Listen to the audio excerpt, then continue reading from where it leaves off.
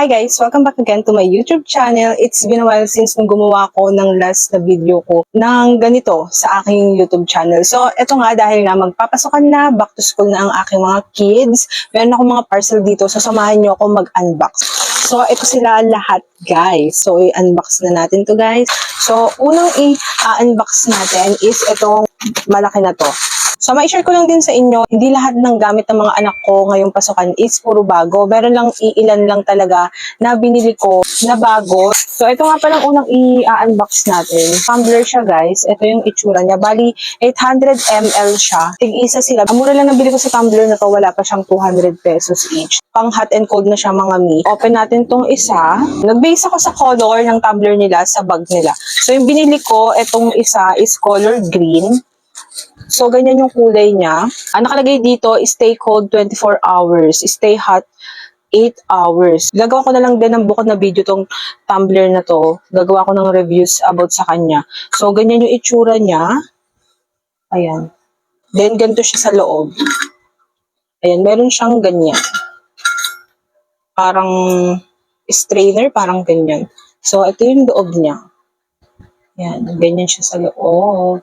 So, ito yung kay Daphne and ito naman yung kay EJ.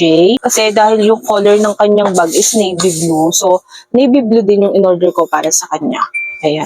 Ito talaga yung nare-request nilang baonan ng tubig nila. Gusto kasi nila yung matagal mawala yung lamig. Kasi kapag pumapasok yung mga anak ko, talagang pinagbabaunan ko talaga sila ng kanin. Hindi ko sila pinagbabaunan ng pera. Kapag pinaano mo kasi sila, pinabaunan mo kasi sila ng pera, kung ano-ano lang din bibili nila. Tapos hindi naman sila mabubusog. So, ganun din kasi ako nung nag-aaral pa ako. Hindi ako talaga pinapabaunan o hindi kami pinapabaunan ng nanay namin ng pera. Kaya masasanay kami ng biscuit, ganun. Eh, kapag ka-lunchtime naman, nakaka-uwi naman kami sa bahay namin. Ito naman yung set na ng spoon, fork, and chopstick. So, dahil nga yung mga anak ko is mahilig din mag-chopstick, gumamit din ng chopstick.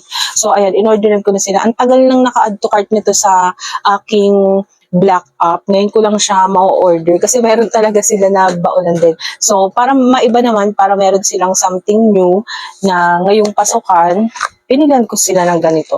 Dahil yung baonan ni Daphne is color pink, in-orderan ko siya ng pink para partner sa kanyang baonan. So, ganito yung itsura ng loob niya.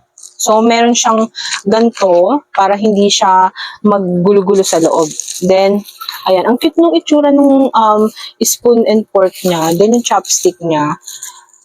Ayan, ganito yung color ng kanyang chopstick. So, ayan. Ang cute. Diba? Yan. So, totoo lang guys, yung mga anak ko kasi mahilig talaga silang mag-chopstick, lalo na pagkakakain sila ng canton, ganyan, mga noodles, yan, chopstick sila. So, ganito yung itsura. Ang cute. Ang cute ng color niya. So, ayan, ang mura lang ng bili ko dito. Wala pang 100 pesos to. And ito naman yung kay EJ. Ang kay EJ naman color blue. Ganyan yung pagka-blue niya. So, ayan.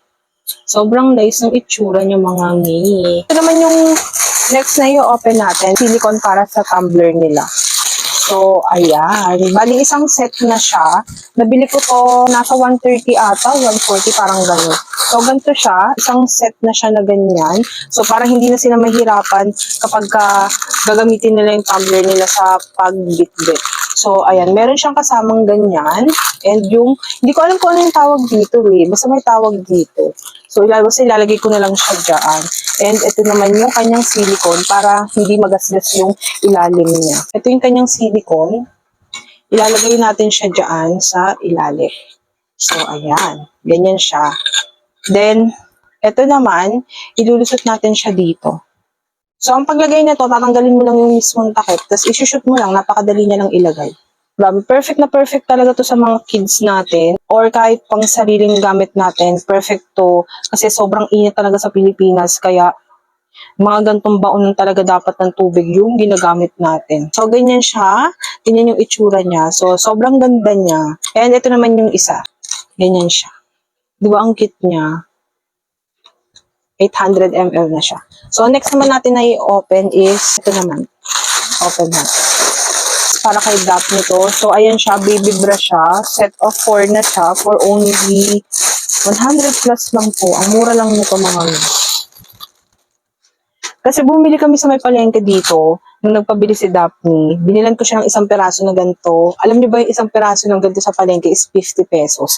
Pero, itong set of 4 na to, magkano lang siya? Nasa 100 plus lang siya, nasa 120 or nasa 130 plus lang siya.